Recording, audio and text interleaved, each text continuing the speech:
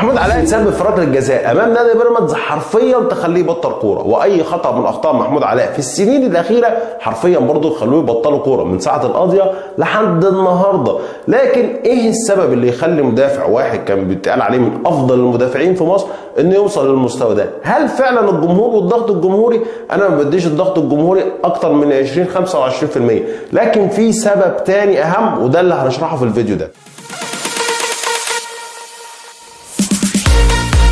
بسم الله الرحمن الرحيم. السلام عليكم، ازيكم عاملين ايه؟ اهلا وسهلا بيكم على صفحتكم كوره مشكل على اليوتيوب. زي ما قلت في بدايه الفيديو، محمود علاء اتسبب في خطا كارثي، والاخطاء الكارثيه الاخيره بتسبب فيها محمود علاء. لكن خلونا نجاوب على سؤال: ايه اللي يخلي لاعب زي محمود علاء بعد ما كان من افضل المدافعين في مصر انه يوصل للمرحله دي؟ السر في الصوره دي.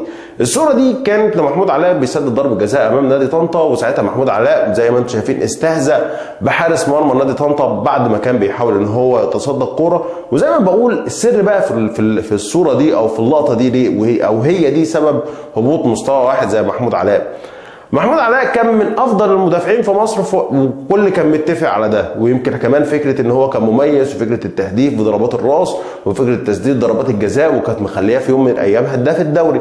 لكن محمود علاء حاله حال كل اللعيبه المصريين اللي بتتغرب نفسها وبتفتكر ان هي خلاص وصلت كده لاعلى حاجه او لاقصى مرحله.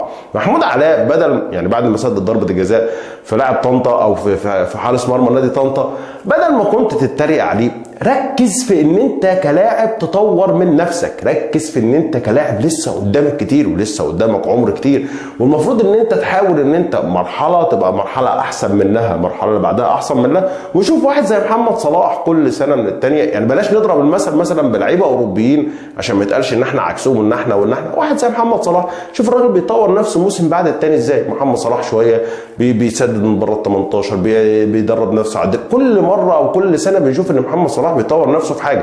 فانت كمحمود علاء او اي لاعب موجود في مصر، وعلى فكره امثال محمود علاء كتير في الدوري المصري منهم قفشه، وجمهور النادي الاهلي كله مقتنع ان قفشه بعد القضيه ما جاش، وان القضيه صابته بغرور من بعدها قفشه مش موجود فنيا. نفس القصه مع محمود علاء، الراجل اتغر نفسيا، واخد ثقه زياده عن اللزوم، ونسي وتناسى ان هو المفروض كره القدم دي اجتهاد.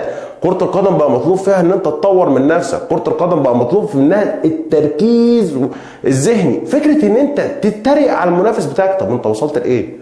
انت اصلا مش مطلوب منك ان انت تفوز على المنافس بتاعك عشان تتريق عليه، انت المفروض ان انت يعني تفوز على المنافس بتاعك علشان ده اللي انت المفروض تحققه. انت لاعب في نادي الزمالك، فمن العادي ان انت تفوز على فريق زي طنطا، مش ان انت تستهزأ باللاعب.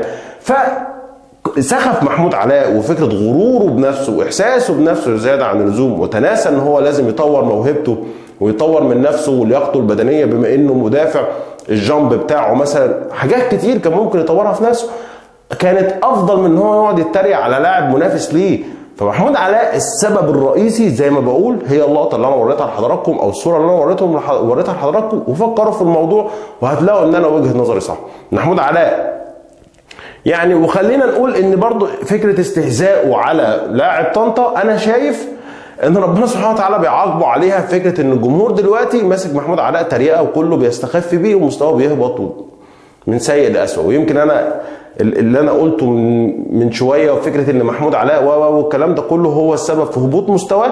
لكن الضغط الجمهوري الضغط الجمهوري ليه سبب وسبب كبير جدا، وزي ما بقول يعني 20-25% من هبوط مستوى محمود علاء بسبب الضغط الجمهوري، وان الجمهور مستلمه في كل ماتش، يعني بيفكروا بمساوئه وهو مش عارف يخرج من الحاله النفسيه دي لانه تاه.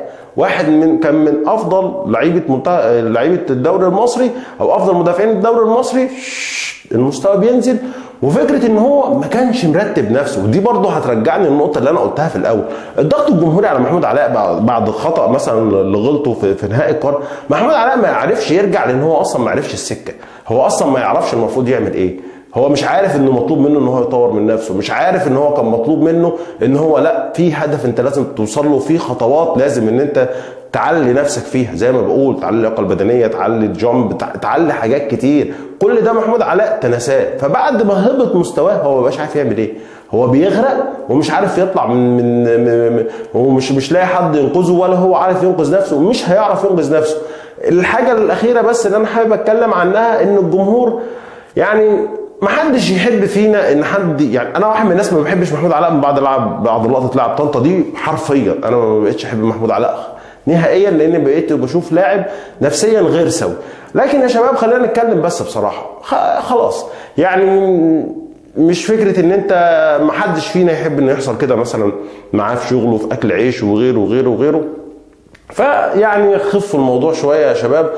نادي انا ما عنديش مشكله ان انت كجمهور وقت ما فرقتك بتلعب ان انت تضغط على المنافس في الاستاد، وان انت لكن بصراحه موضوع السوشيال ميديا انا بقيت بشوفه مخيف قوي، وبيوقع اللعيبه كتير وبيضمع اللعيبه كتير. فحاولوا يا شباب ان انتوا بس التمسوا فكره ان ما حدش برضه يحب ان هو يحصل معاه كده في اكل عيشه مهما غلط، ما حدش يحب يحصل كده مثلا معاه في شغله والكلام ده كله.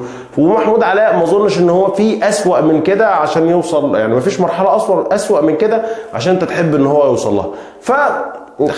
خلونا نكون رحيمين ببعض شويه اكتر من كده. وفي الاخر دي رياضه، وما ملهاش ان انت يعني مش ما تحاولش موضوع الانتقام و غيره. دي في الاخر رياضه، حاجه نتفرج عليها للمتعه، وبرضه زي ما بنقول رياضه اخلاق وغيره وغيره وغيره. فخلينا نكون يا شباب بس، يعني الدنيا اصلا لوحدها صعبه الايام دي، فخلونا نكون رحيمين ببعض شويه. وفي نهايه الفيديو، هل اللي انا قلته فكره ان محمود علاء ده سبب فعلا هبوط مستواه ولا لا؟ شاركوني برايكم في التعليقات، واتمنى ان انتم تشتركوا معنا في القناه.